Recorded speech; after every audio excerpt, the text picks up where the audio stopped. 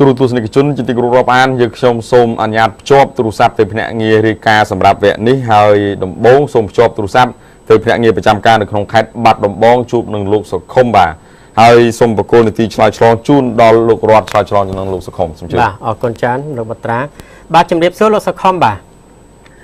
ជំរាបសួរលោករដ្ឋលោកបត្រា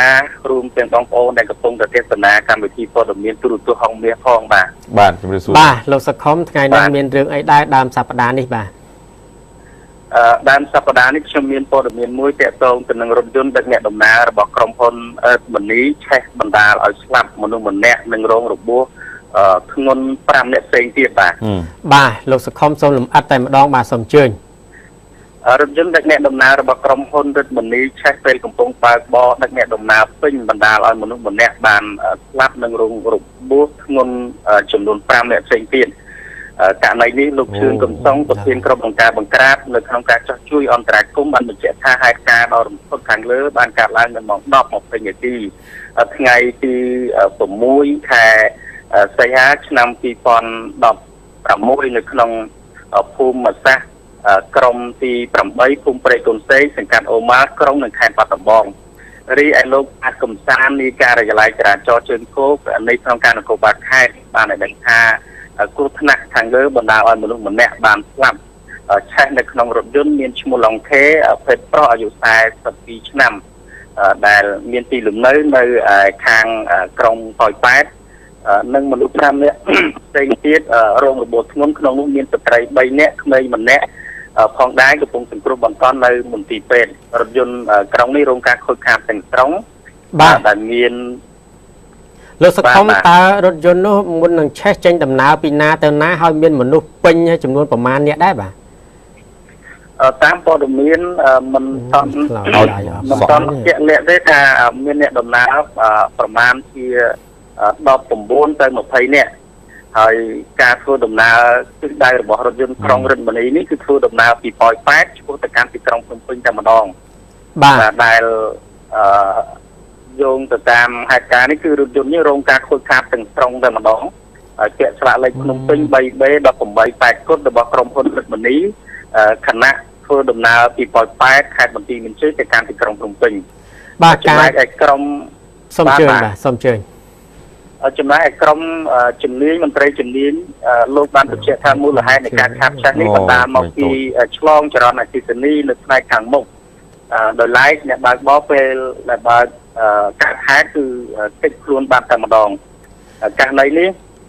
កម្លាំងអធិការនគរបាលក្រុងបាត់ដំបងសហការជាមួយការិយាល័យបង្ការពន្លត់អគ្គិភ័យនិងសង្គ្រោះរួមទាំងក្រុមបង្ការបង្ក្រាបនៅក្នុងការនគរបាលខេត្តបានចុះជួយអន្តរាគមន៍ជួយសង្គ្រោះនិងស្វែងរកសាច់ញាតិ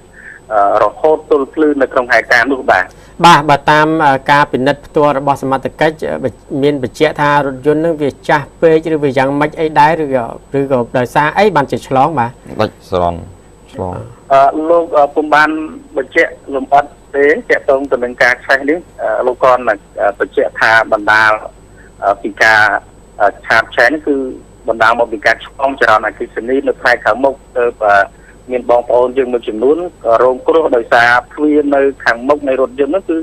បានឆេះបិទច្រកដែលគាត់ចេញទៅហើយបាទអញ្ចឹងទៅបងប្អូនយើងមួយចំនួនគាត់ពិបាកនៅក្នុងការចេញទៅឆេះនៅផ្នែកទ្វារខាងមុខនៃរថយន្តបាទហើយម្សិលមិញនេះនៅថ្ងៃរសៀលម្សិលមិញនេះក្រុមបង្ការបង្ក្រាបដែលដឹកនាំដោយលោកឈឿនកំសុងបានចុះទៅសួរសុខទុក្ខនិងនាំយកអំណោយទៅចែកជូនដល់ពួកគាត់មួយចំនួនកំពុងសម្រាកនៅមន្ទីរពេទ្យផងដែរបាទអរគុណច្រើនលោកសុខុមបាទសូមអរគុណច្រើនបាទជំរាបលាសូមគោរពលាបាទជំរាបលាបាទដូចជាអណោចអាធមមួយរយៈនេះឆេះឡានអាឡានតូចហ្នឹងក៏ឆេះច្រើនខ្ញុំមិនថាមានការប្រុងប្រយ័ត្នមិញមិនទាន់ដឹងថា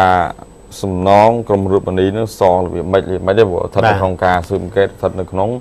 ការព្យាបាលសម្រាប់ជំងឺផ្សេងអរគុណឥឡូវសូមភ្ជាប់ទៅខាងលោក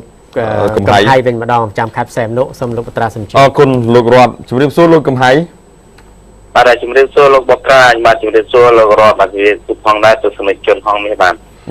លោកកំហៃអាកាសធាតុនៅកំពង់សោមវេលាព្រឹកនេះមិនទៅបាទ បាទវេលាព្រឹកនេះអាកាសធាតុល្អទេអត់មានភ្លៀងទេគឺបានពលឺថ្ងៃធម្មតាបានសម្រាប់ព្រឹកនេះបាទអរគុណណាស់ហើយអញ្ចឹងរឿងរ៉ាវវេលាថ្មនេះមានអីជម្រាបជូនដល់បងប្អូនដែលលោកតាមដាននិងទស្សនាសូមអញ្ជើញបាទសម្រាប់ព្រឹកនេះគឺជនសង្ស័យខាងលួចម៉ូតូក្នុងប្រទេសនោះត្រូវបានកម្លាំងការិយាល័យព្រំប្រទាននៃស្នងការដ្ឋាននគរបាលខេត្តប្រទេសនោះសហការជាមួយកម្លាំងនគរបាលអធិការក្នុងប្រកាសខាត់ខ្លួនបានហើយនៅវេលាម៉ោង14ថ្ងៃទី6ខែសីហាកន្លងទៅនេះបាទអរគុណហើយអញ្ជើញលំអិតតែម្ដងបាទតាមការបញ្ជាក់ពីលោកឧត្តមសេនីយ៍ត្រីកុលប៉ូលីសស្នងការរងទទួលបន្ទុកប្រធានការិយាល័យព្រំប្រទាននៃស្នងការដ្ឋាននគរបាលខេត្តប្រទេសនោះបានដឹងថាដោយទទួលបានពាក្យបណ្ដឹងពីជនរងគ្រោះឈ្មោះអានសារ៉េនពីប្រុសអាយុ40ឆ្នាំមុខរបរលក់ដូរមានទីលំនៅភូមិ4សង្កាត់លេខ2ក្រុងប្រទេសនោះបានបាត់ម៉ូតូមួយគ្រឿង Maserati Black Series ពណ៌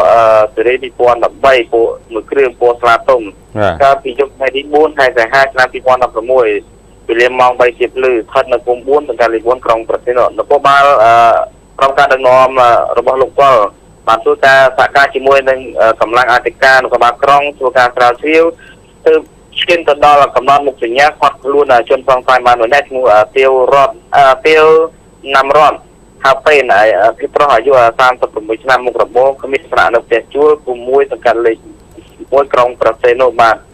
សូមបញ្ជាក់ផងណាលោករដ្ឋលោកបត្រាចំពោះជនសង្ស័យនេះគឺធ្លាប់ជាប់គុកចំនួន3លើកមកហើយបាទ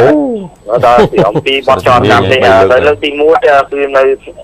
ចំនួន6ខែពីបទចោទកម្មលើកទី2ចំនួន6ឆ្នាំពីបទប្លន់ប្រដាប់អាវុធលើកទី3ចំនួន6ខែពីបទចោទកម្មហើយលើកនេះគឺជាលើកទី4ហើយបាទហើយដូចជាមិនរៀងចោលហើយចំពោះជនសង្ស័យនេះបាទប៉ុន្តែលើកទី4រហូតដល់លើកទី4នឹងថាតើជាប់នៅពន្ធនាគារខេត្តប្រសេនុទាំងអស់ឬក៏នៅតាមបណ្ដាខេត្តមួយចំនួនដែលគេបានប្រព្រឹត្តបទល្មើសកើតឡើងនោះបាទជនសង្ស័យគឺជាប់នៅពន្ធនាគារខេត្តប្រសេនុទាំង3លើកកន្លងទៅនេះបាទប៉ុន្តែទាំង3លើកសិតតែជាប់ដល់ពេលដែលជាប់តាមការកំណត់ហើយចេញមកវិញអញ្ចឹងទៅចូលទៅវិញជាប់តាមការកំណត់រហូតទៀតទៅចំពោះនីតិវិធីរបស់តុលាការឬប្រមាណខែយើងមិនទាន់ដឹងយើងមិនដឹងច្បាស់ទេប៉ុន្តែដឹងថាអវតារការបញ្ជាក់ពីលោកឧត្តមសេនីយ៍ត្រីប៉ូលីសបានថាលើកទី1គឺជាប់តែ6ខែទេបទចោទកម្មហើយលើកទី2ជាប់រហូតដល់ប្រមាណឆ្នាំ2ឆ្នាំជាងនោះបាទអញ្ចឹងលើកទី3 6ខែទៀតហើយលើកទី4នេះមិនដឹងជាខាងប្រព័ន្ធតុលាការលោកចោទដាក់ជាប់ពន្ធនាគារប្រហែលឆ្នាំទៀតទេបាទមានអីក្រៅផលនេះទេលួចម៉ូតូគេជាប់ពន្ធនាគារ1មេត្រា5ហ្នឹងទៅអរគុណលោកកឹមហៃរាយការណ៍ពីខេត្តប្រសេនុវេលាព្រឹកនេះបាទអរគុណបាទជំរាបលាអរគុណណាអើយហើយធំឲ្យ4លើកហើយបាទនិយាយមិនអើយបងប្អូនចាងណាស់និយាយមិននិយាយទៅក៏បាក់គាត់ដែរមើលភ្នែកពេលចូលនោះឡើងចេញមកវិញហ្មងណាអរគុណឥឡូវសូមអញ្ជើញជម្រាបជូនរឿងរ៉ាវខ្លីបន្តិចពាក់ព័ន្ធទៅនឹងវិស័យអប់រំបន្តិចបាទម្សិលមិញនេះសាលាសម្ដេចឪលោកបានផ្ដល់បានសរសើរវិញ្ញាបនបត្រជូនដល់សិស្សដែលរៀនពូកែខិតខំខាងសិក្សាប៉ុន្តែអ្នកមិនសូវជំនាញពូកែបានពូកែខាងមករៀនដែរបកែរៀនអាហ្នឹងពូកែរៀនមួយអ្នករៀនពូកែអ្នកពូកែរៀនខុសគ្នាបាទអញ្ជើញជាគណៈអធិបតីចែករង្វាន់នឹងបានសរសើរដល់សិស្សពូកែលេខ1លេខ2លេខ3ហ្នឹងមានលេខ1លេខ2លេខ3ឯងច្រឡំថៃលេខ4មកគេខុសខ្ទង់គេបាត់ហើយនៅវិទ្យាល័យសម្ដេចឪក្រុងបាត់ដំបងអាដាមជាមច័ន្ទសុផាន់អភិបាលរងខេត្តបាត់ដំបងលោកបានជំរុញលើកទឹកចិត្តឲ្យបងប្អូនសិស្សានុសិស្សខិតខំប្រឹងប្រែងសិក្សារៀនសូត្របន្ថែមទៀតឲ្យបានខ្លាំងក្លាដែលជាធនធានមនុស្សពិតប្រាកដដើម្បីជួយដល់ការអភិវឌ្ឍប្រទេសជាតិឲ្យបានរីកចម្រើនបាទសម្រាប់ការដាស់តឿនការក្រៅរំលឹកការជំរុញហ្នឹងគឺជាមូលដ្ឋានសម្រាប់អាជ្ញាធរហើយប៉ុន្តែសំខាន់ណាយើងអាត្មាខ្លួនឯងសិក្សាធ្វើម៉េចខិតខំទាំងអស់គ្នានៅពេលដែលចាប់ផ្ដើមប្រឡងនៅថ្ងៃមុខណាទីច្រឡំលៀបខ្លាញ់គោខ្លាញ់អីដាក់នៅអង្គកុំច្រឡំបងប្អូនឥឡូវបាននេះមានអង្គភាពឆាប់ពុកលុយចូលរួមច្រើនបាទអញ្ចឹងអ្នកដូចឯកឧត្តមរដ្ឋមន្ត្រីក្រសួងព័ត៌មានក្រសួងអប់រំលោកបានលើកឡើងអញ្ចឹងថាអ្នកចេះពិតប្រាកដជាប់ហើយអ្នកចេះលំអាហ្នឹងទៅតាមយថាកម្មលោកចោះបាទលទ្ធផលដែលបងប្អូនសិក្សាទទួលបានត្រឹមនេះគឺនៅមិនទាន់បានគ្រប់គ្រាន់ឡើយទេណែបងប្អូនត្រូវខិតខំរៀនសិក្សារៀនសូត្រឲ្យបានប្រកែគ្រប់មុខជំនាញបើថាមិនជំនាញអីបានច្រើនសំខាន់គឺបានគណិតវិទ្យាជីវវិទ្យារូបវិទ្យាគីមី ភាសាខ្មែរមកធ្វើឲ្យច្បាស់ប៉ុណ្ណឹងណាតែប៉ុណ្ណឹងរៀងភ្លាវហើយទៅអើយបងប្អូនខ្លាំងទាំងអស់កាន់ល្អទៀតបាទបានខ្លាំងទាំងអស់ក៏បានដែរប៉ុន្តែមានជំនាញភាសាអង់គ្លេសភាសាចិនកុំព្យូទ័រក៏ត្រូវជំនាញក៏ល្អដែរនៅសម្រាប់ទីផ្សារបច្ចុប្បន្នអញ្ចឹងលោកស្នើឲ្យខិតខំប្រឹកប្រែងរៀនសូត្របន្ថែមទៀតសម្រាប់បងប្អូនសាស្ត្រសិស្សដែលត្រៀមប្រឡងនៅថ្ងៃខាងមុខហើយបានវិញ្ញាបនបត្រនៅពេលហ្នឹងបានអាហ្នឹងកុំឲ្យតន់កុំឲ្យតន់អីសំខាន់គឺខិតខំសិក្សារៀនសូត្រថែមទៀតដើម្បីយើងទទួលបានជំនាញចំណេះពិតប្រាកដនៅថ្ងៃខាងមុខបាទហើយសរុបមកគឺមានប្រមាណជាសិស្សសាលាដែលជ័យលាភីទាំងអស់ក្នុងឆ្នាំសិក្សា2015 2016ហ្នឹងគឺមាន534នាក់ក្នុងនោះគឺមាននារី392នាក់ច្រើនជាងបរិះបាទហើយលទ្ធផលផ្លែផ្កាទាំងអស់ហ្នឹងសុទ្ធតែបានផុសឡើងពីការខិតខំប្រឹកប្រែងសិក្សារៀនសូត្រពីកម្លាំងកាយនិងអាត្មាខ្លួនឯង